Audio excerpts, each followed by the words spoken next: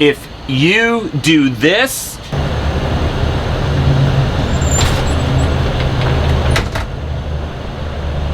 what the hell? You deserve this. I'm Brian, Instacart Bulldog. Let's hit it.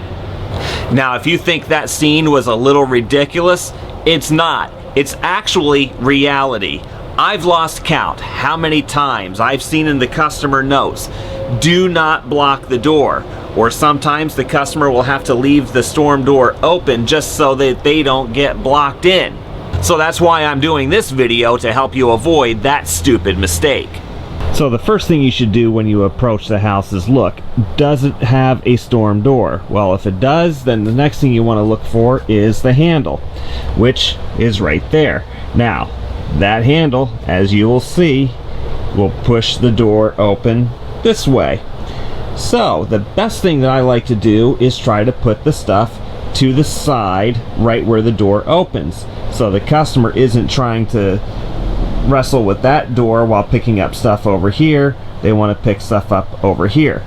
There was one instance where I was making a night delivery and the customer said that do not put anything in front of the blue tape near the door. And when I got there, she had the whole area blocked off right here with tape.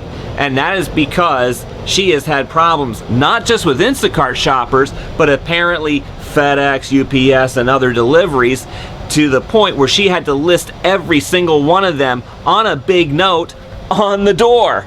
It was insane. I took pictures of that. I wish I had saved them, but that was a year ago, long before I even thought I'd be doing a YouTube channel.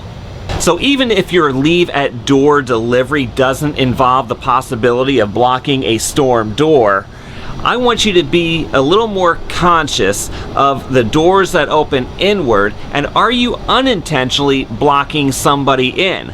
I'm going to show you some pictures from the past month of the drop-off deliveries that I have done where I've been very careful about leaving that doorway open. Back at my computer again to show you some pictures that I have taken over the past month. Let's start with the storm door theme at first. So as I mentioned on this first one here, look at the way that the door opens. So the customer can open the door and just reach straight out for her groceries. In this second one, the same thing. Now in this one, I had to place the groceries a little further back because there wasn't any place for it to put on that side of the opening of the door, but I made sure to provide plenty of room for that door to swing completely open. This one was a little more awkward because what you can't see in this picture is a whole bunch of stuff blocking me from being able to pile up stuff on that side of the door that I would really like. So again, here, I made sure to leave plenty of room for the door to swing all the way open. Now here's a case where a customer has had problems in the past, so she made sure to leave the screen door open so that nobody would block her in. So now this one was really tricky. This was an elderly woman, and whoever installed this door is a real dummy. The door should really open up to the wall because where you enter to the door comes from a walkway up the side of the house. So really, this was a dumb design. I don't know who did it, so I did the best I could under the circumstances so she didn't have to take too many steps, but was still able to get in and out of the door and to retrieve her groceries. Okay, so now let's talk about the doors that open inward. Now, it gets really tempting to just want to pile everything up on the doormat or right in front of the door. There's something psychological about putting stuff on the doormat so you're not putting it right onto the concrete, because for some reason I guess the doormat is cleaner than the area surrounding it, even though that's the part where you wipe your feet and all the crap goes from wherever you've been walking lately. I try not to do that for a whole lot of reasons. Let's take a finer look at these pictures. In almost every case where the door opens inward, there's going to be a bit of a step, and that height can vary. Sometimes it can be flat to the ground. Sometimes it can be just about that much. Sometimes it can even be that much. That is a significant step for some people, and when you pile the stuff right in front of the door on that doormat, then the person has to reach down from inside, and that creates a longer reach. depending on the customer's abilities, they may not be able to do that so easily. So here what I do is I put things off to the side. In this case, it looks like I've piled everything up in front of the door, but again, I use that doormat as the landing space for someone to step out of their house and step down to it so they can, again, more easily and more comfortably grab the bags. This picture requires a little bit of explanation. So this is a case where I did pile the stuff up in front of the door, but I knew that the customer was home and the door opened inward. So I asked the customer, please wait to bring everything inside because I need to take a picture for Instacart. And of course everybody's anxious to get it in. There's like 3 or 4 people in the house.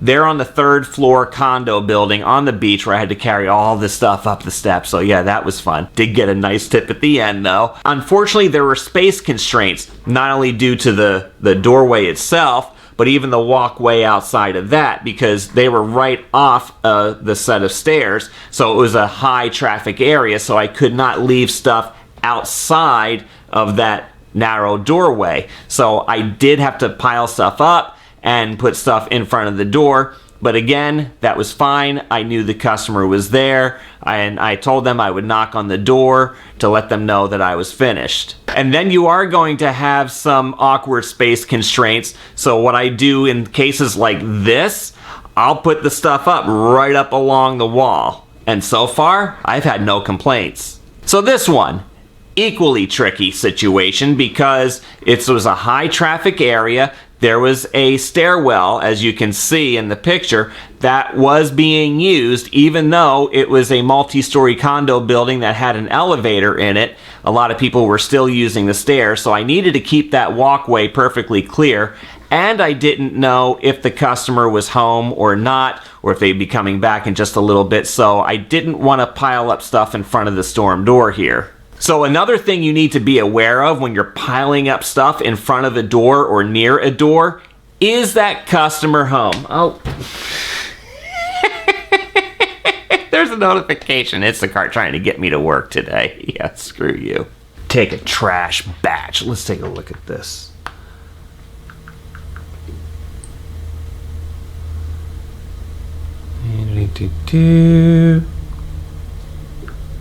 Oh, look at this. Pensacola needs you. Hi, Brian. There are a lot of batches right now for you in Pensacola. Tap to start shopping now. Let's take a look.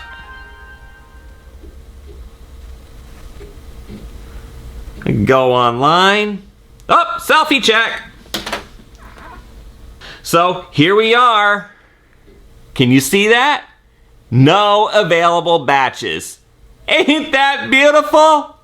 I'll go offline because I really don't plan on working today because A, I'm trying to help you, and B, Thursdays have been total garbage around here lately. So one more thing I want you to be aware of when you're piling up stuff in front of or near a door, is that customer home? And this is kind of important too because it may determine your placement of stuff. Sometimes a customer will tell you, hey, I'm on my way home from work. I'll be there in about 15 or 20 minutes. Just leave everything there. Or in my case, I run into this a lot. The family is at the beach. And this is usually a beachfront house, so they're just a couple steps away. And then they just ask me to message them when I'm done, and then they'll come up and get the stuff. So it's important to leave a pathway open. And you should do this for multiple reasons, which I'll get into in just a second. But here's a picture where I didn't know if that customer was home or not. It was a leave at door delivery. I suspected people were home, but I still left a wide opening there. Now here's a case where I knew the customer wasn't home because they said they were still driving into town and they were probably about 20-25 minutes away from arriving. And this was also a weird place to leave stuff because I had to leave stuff along the walls and they were in a corner here, and it was also a high traffic area. And keep in mind, people are wheeling luggage, coolers, carrying a whole bunch of stuff with them. So I needed to keep it out of the way, keep it from getting kicked. If it gets lifted, well, there's nothing I can do for it at that point. But I sent the customer pictures. I took a lot of pictures myself. So again, I left the pathway open so when the customer shows up, they can walk up to their door, unlock it, get inside, and then they can bring all their stuff in. One more reason you want to consider leaving a path to the door open, and that is, what if there's an emergency? It could be a fire where people need to get out quick. It could be a medical emergency where paramedics need to get into the house and maybe wheel somebody out. Does somebody really need to spend a lot of time trying to move stuff out of the way to get in through the door? It's probably an extremely rare occurrence that it would happen, but there may always be that one time that it does. So this is just something that makes everybody's life a little bit easier, and it keeps you from looking like an inconsiderate person.